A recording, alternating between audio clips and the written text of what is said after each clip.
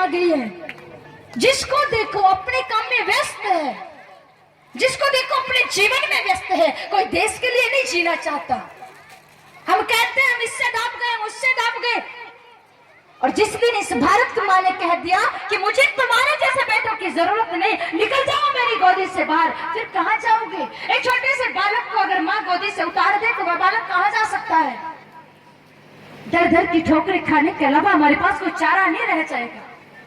अभी भी संभलने का समय है, संभल जाओ, सुधर जाओ।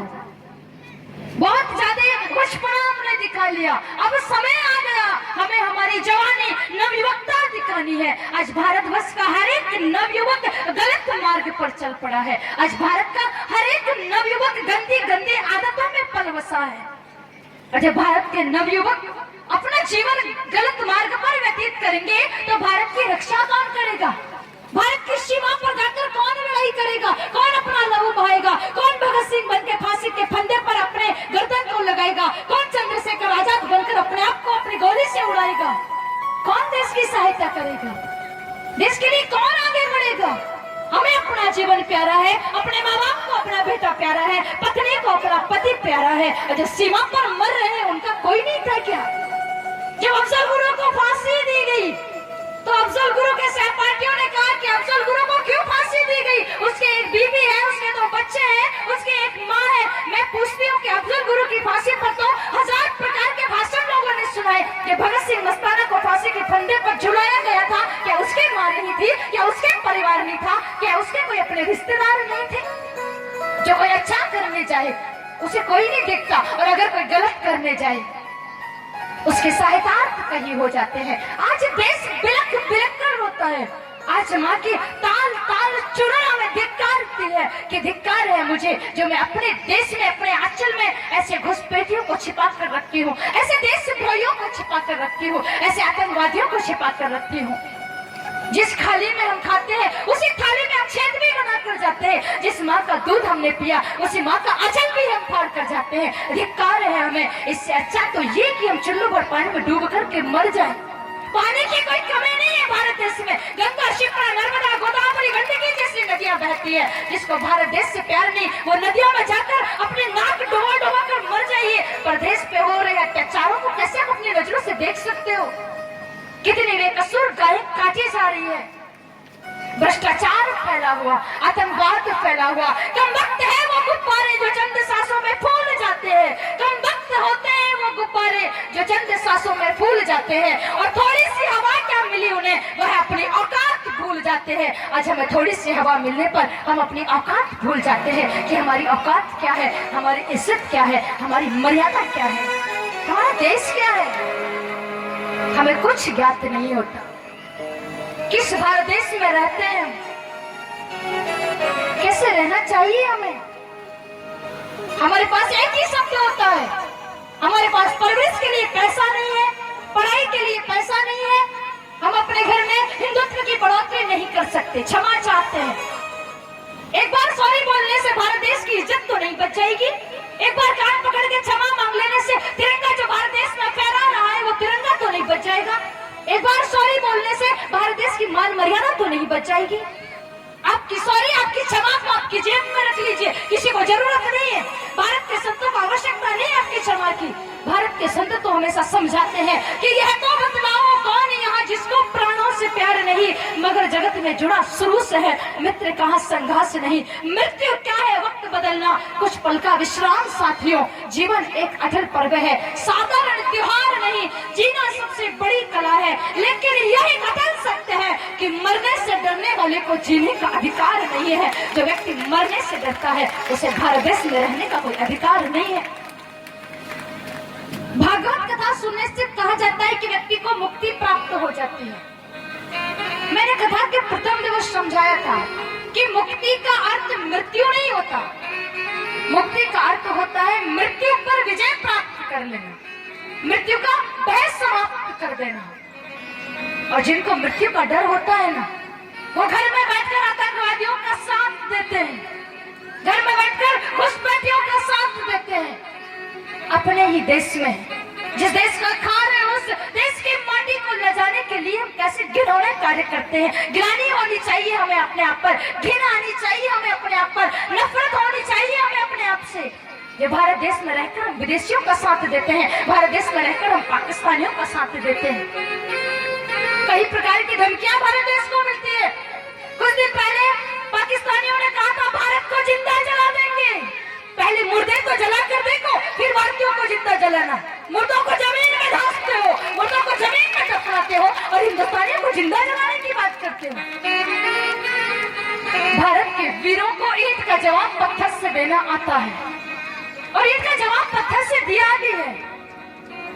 पहले हमने पाकिस्तान को समझाया कि पानी मांगोगे तो दूध देंगे, दूध मांगोगे तो खीर देंगे, बस कश्मीर मत मांगना। अगर कश्मीर मांगोगे तो चीर देंगे। अब भारतीयों का कहना है कि न पानी देंगे, न दूध देंगे, न खीर देंगे। अगर कश्मीर मांगने की कोशिश की तो हमारा लाहौर भी छीन लेंगे। फिर घूमते रहेंगे हिंदुस्तान की गलियों में वे आतंकवादी घुसपैठी। क्या बिगाड़ सकते हैं भारत देश का?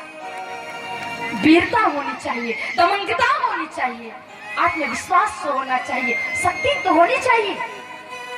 आज कोई आतंकवादी एक हिंदुस्तानी को ललकारे और कहे कि आज मिलना मुझे देवास के चौराहे पर, तो व्यक्ति भोपाल चौराहे तक चलकर नहीं जाएगा। क्या भारत देश के वीरों की यही आजादी थी? या भारत देश के वीर अपनी वीरता का परिचय ऐसे ही दिया करते थे?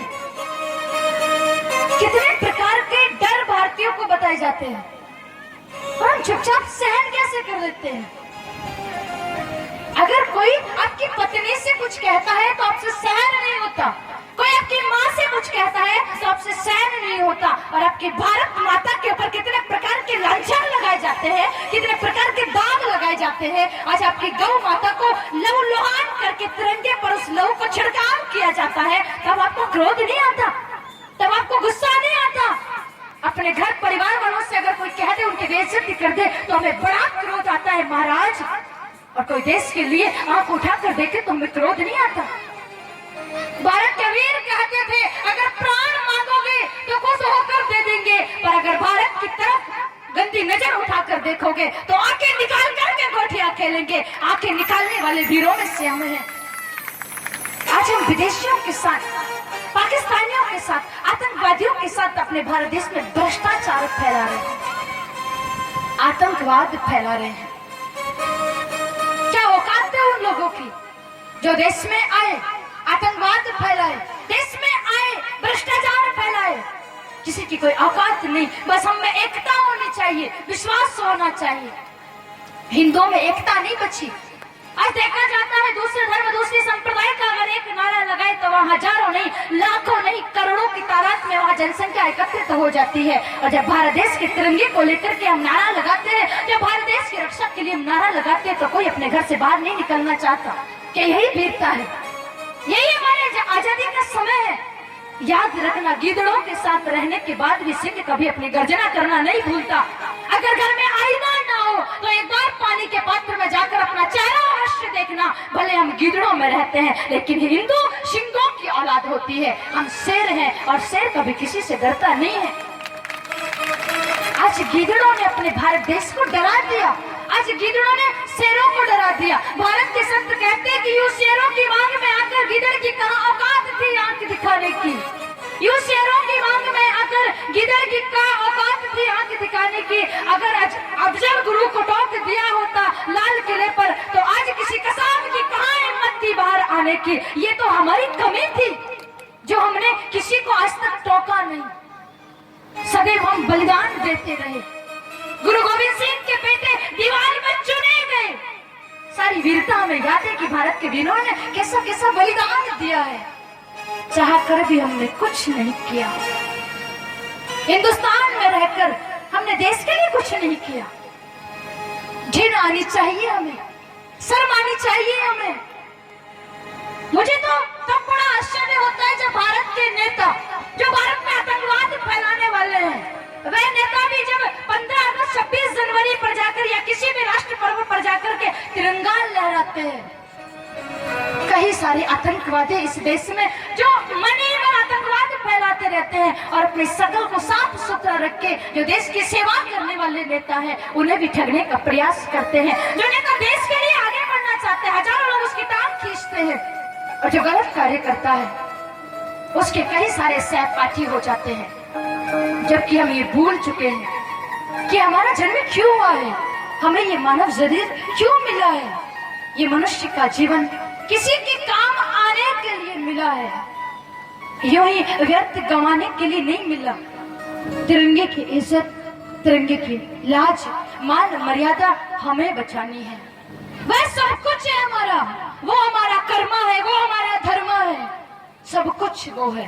कौन कौन ऐसे हैं जो भारत देश से प्रेम करते हैं, जो भारत देश के लिए अपना सर्वस्व समर्पण करना चाहते हैं। जब हम सभी हाथ उठाते हैं, जब हम एक साथ हैं, एकता के साथ रहते हैं, तो क्यों नहीं बढ़ते आगे? किसका डर है हमें? क्यों कदम से कदम, कंधे से कंधा मिलाकर नहीं चलते हम? आइए चलते हैं भारत माता की इज्जत मान मर्यादा की ओर, वीर और शौर्यता के साथ मेरे साथ मिलकर के बोलिए भारत माता की। मेरा करे माँ तू, मेरा घरे माँ तू, मेरा सब कुछ तू, तेरा सब कुछ मैं।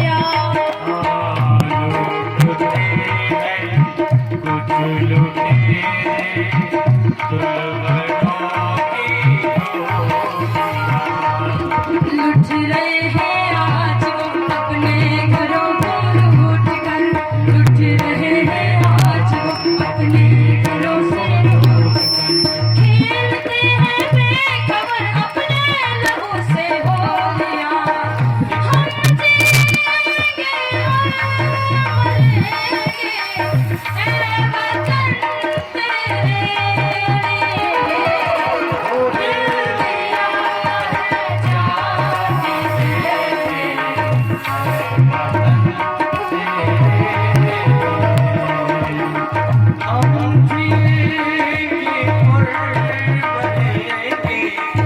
ऐ वतन तेरे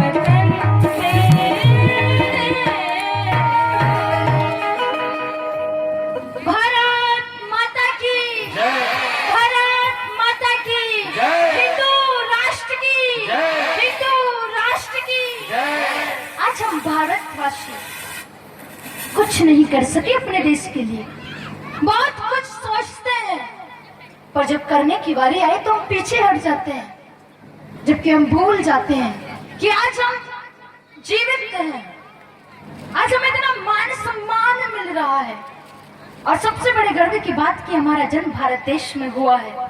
जिस देश में हमारा जन्म हुआ है उस देश की इज्जत हमारी इज्जत है, उस देश का मान हमारा मान है, उसके आन पर कभी कोई बात नहीं आनी चाहिए। भारत देश में जन्म लिया है, भारत देश की सेवा करना हमारा कर्तव्य है, भारत देश की सेवा करना हमारा धर्म है। देश की सेवा करो। जब कोई संत का सानिध्य प्राप्त हो तो अच्छी सीख संतों से लो, कुछ अच्छा सीखो, थोड़ा राष्ट्र के बारे में सोचो, थोड़ा देश के बारे में सोचो, थोड़ा धर्म के बारे में सोचो, थोड़ा इज्जत के बारे में सोचो, थोड़ा मर्यादा के बारे में सोचो। श्रीमद् भागवत महापुराण